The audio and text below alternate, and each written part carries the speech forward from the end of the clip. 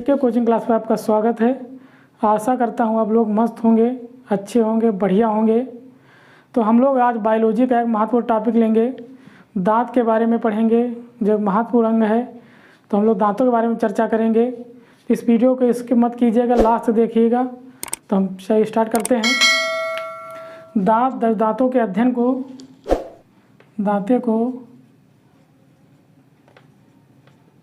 इसके अध्ययन को ओडोंटोलॉजी कहते हैं।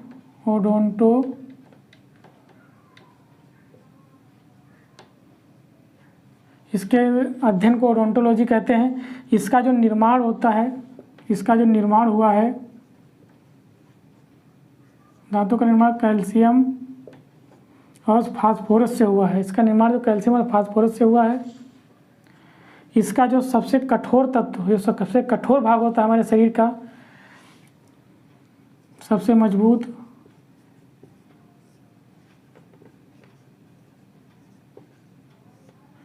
वो होता है इनामेल। दांतों का इनामेल होता है।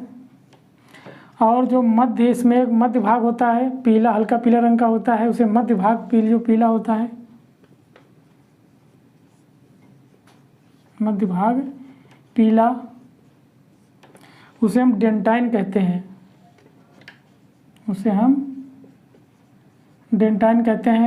जैसे आप हम दिखाते हैं, समझाते हैं। जैसे कोई दांत हो गया,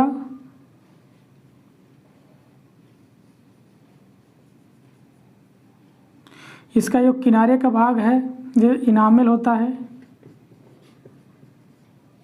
इसका जो किनारे का भाग है वो इनामेल कहलाता है। जो बीच का जो भाग है पीला हल्का, इसे हम डेंटाइन कहते हैं।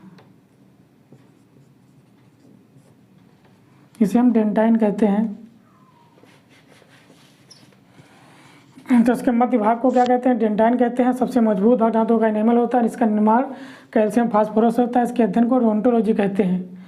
और जो कुल दांतों की संख्या जो होती है, कुल जो संख्या होती है वो 32 होती है। कुल दांतों की संख्या 32 होती है। इसमें स्थायी और अस्थायी होते हैं। स्थायी दांतों की संख्या 12 होती है। अस्थायी दांतों की संख्या 20 होती है। जो अस्थायी जो दांतों की संख्या 20 होती है, इनको दूध के दांत भी कहा जाता है। ये जीवन में 2 बार निकलते हैं।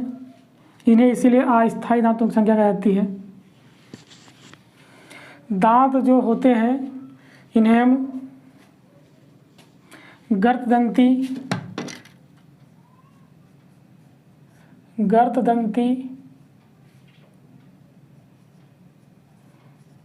द्विद्वार दंती और विषम दंती कहते हैं।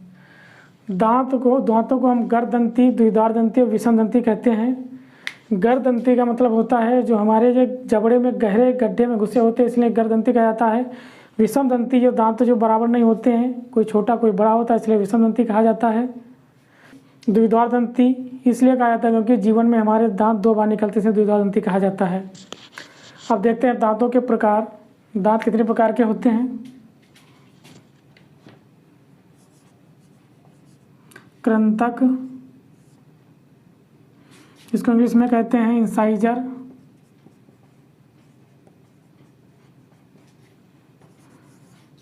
नंबर 6 रदनक, इसको कैनाइन बोलते हैं। अगले कहते हैं अग्रचवर्णक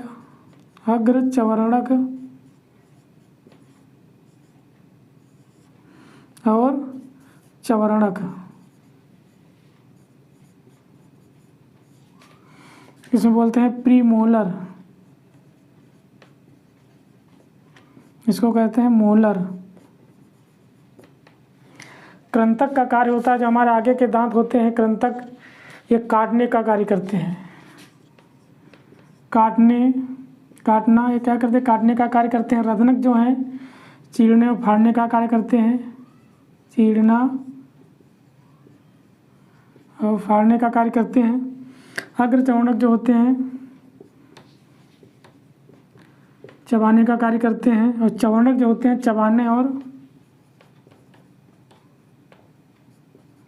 चबाना और पीसना, इनका दो कार्य होता है, चबाना और पीसना कार्य होता है।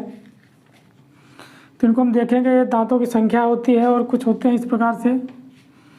इसमें प्रत्येक जबड़े में कितने कितनी संख्या इनकी होती हैं। तो हम देखें कृंतकों की संख्या जो होती है 2 जोड़ी ऊपर होती है, 2 जोड़ी नीचे होते हैं। तो 2 2 4 दूनी 8 हो गए। और अधनक की संख्या 1 जोड़ी ऊपर होता है और 1 जोड़ी नीचे जबड़े में होते हैं। इनकी संख्या कितनी हो गई 4। अग्रचरणों की संख्या होती है 2 जोड़ी ऊपर 2 जोड़ी नीचे, तो इनकी संख्या भी हो गई 8। और चरणों की संख्या जो होती है 3 जोड़ी ऊपर जबड़े में 3 जोड़ी नीचे जबड़े में होती हैं, तो इनकी संख्या हो गई 12। अब यहाँ पर आप लोगों को ये पता चल रहा हो ये 8 कैसे आ गया, यहाँ कट सकता, लेकिन इसमें अलग प्रकार से है। 2 ऊपर का लेकर कितने 4 हो गए, 4 से इसको हम 2 से गुणा कर दें 8 आ गए। इस प्रकार 12 वर्ष तक की दांतों की संख्या होती है 20। 12 से लेकर 19 वर्ष तक दांतों की संख्या होती है 28। और 19 वर्ष से ऊपर दांतों की संख्या होती है 32।